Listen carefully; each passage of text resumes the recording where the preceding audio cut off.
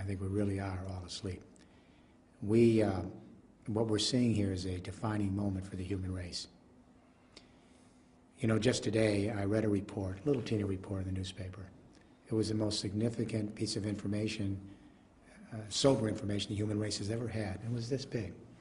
And what the report said is that the Arctic is going to have open waters in 20 years in the summer. We need to understand what that means. There's never been open waters there in 3 million years. We are seeing a cataclysmic shift in the climate of this planet in real time right now.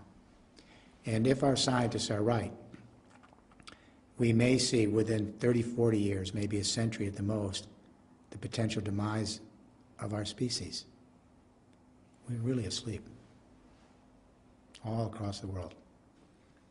It is much worse than the public is being told.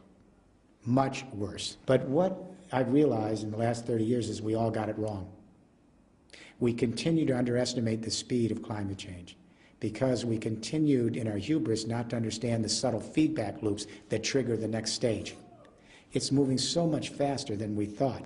For example, when you look at the fourth UN climate change report in 2007, 2,500 scientists, 125 countries, it's light years different in its projections than the third report in 2001.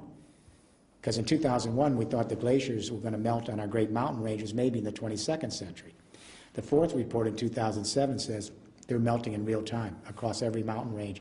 And in the next 30, 40, 50 years, we'll lose over 60% of the glaciers. This is not about skiing. 1 out of every 6 human beings relies on those glaciers for their water, irrigation, sanitation. How do we repopulate a sixth of the world's population in 40 years? The third report in 2001, you'll recall, said, look to the Gulf of Mexico, we'll see more intense hurricane activity from the heating up of the waters in the planet by the 22nd century. The fourth report, Katrina, Rita, Gustav, and Ike, we are in real-time climate change. We've doubled the intensity of hurricanes, category 3s, 4s, and 5s. And actually, it's not academic.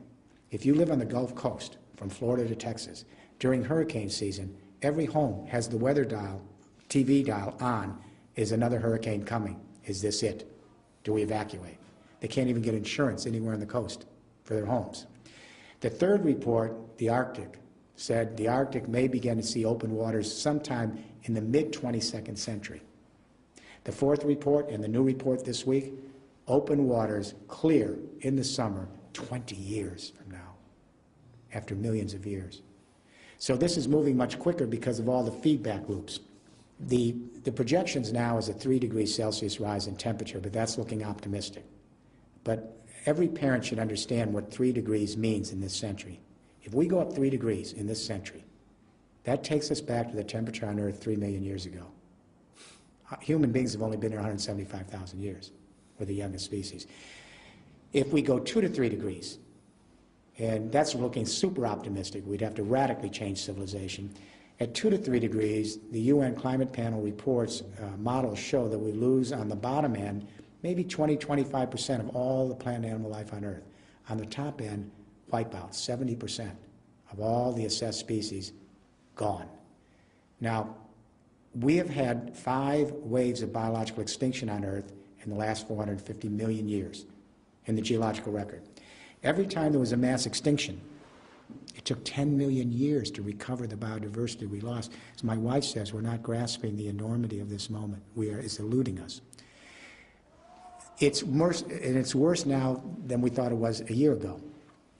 For example, in the fourth assessment report, they mentioned the permafrost as a potential problem in Siberia. No studies in. Now the studies are coming in, and we're terrified because Siberia is all covered with frost. Under the frost is a time bomb. It's all the carbon deposits from the pre-ice age, because that was a teeming grassland full of animal and plant life. And when the climate tips, it tips very quickly in a few years. It tipped way back when, and all that carbon was captured under the ice. The ice is melting across Siberia. Carbon is coming up as CO2, and on the lake beds, it's coming up methane, which is 23 times more potent. And there's more carbon underneath there than all the tropical rainforest. It's all going up into the atmosphere. It is a ticking time bomb. And the journal Nature this year said it's accelerating 6 times faster than we thought 12 months ago. That's just one feedback loop. So let me end this part of the discussion with this thought. James Hansen is our chief climatologist in the United States government. He's the head of the NASA Goddard Institute for Space Studies. So in Brussels, the EU was going to Copenhagen, hoping to talk the world into mitigating carbon at 450 parts per million by 2050. And nobody wants to play that game. Nobody.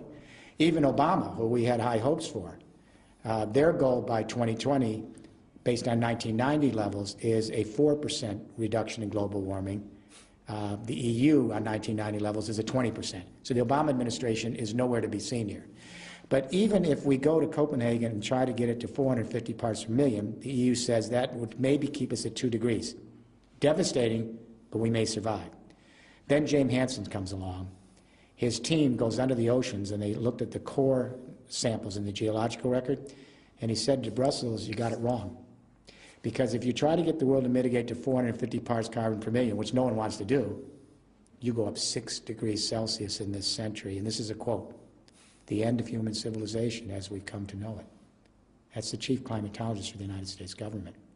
I hope he's wrong. My suspicion is the scientists not only are not wrong, they keep underestimating the speed of this. So we have this triple threat, a global economic meltdown, the second industrial revolution clearly on life support, it's old technology, old infrastructure. We have an energy crisis at 147 a barrel, the engine turns off. We've got real-time impacts of climate change, and the UN says we have upwards of 1 billion people on the verge of starvation. I've never seen a moment like this in history. There is no moment like this. So we need to ask the question, what do we do? And what is missing from Copenhagen is we need an economic vision, an economic game plan for the whole human race, everyone on the same page, that may give us the precious time we need to move into a new post-carbon world. A third of the energy used in the world is buildings, and they commit a third of the CO2. They're the #1 cause of climate change. By the way, while we're on this, the #3 cause of climate change is worldwide transport. Does anyone know what the #2 cause of climate change is? We never talk about it. The #2 cause is meat production, especially beef. Beef production and consumption is now, our scientists tell us, the #2 cause of climate change, because we have 1.3 billion cows out there.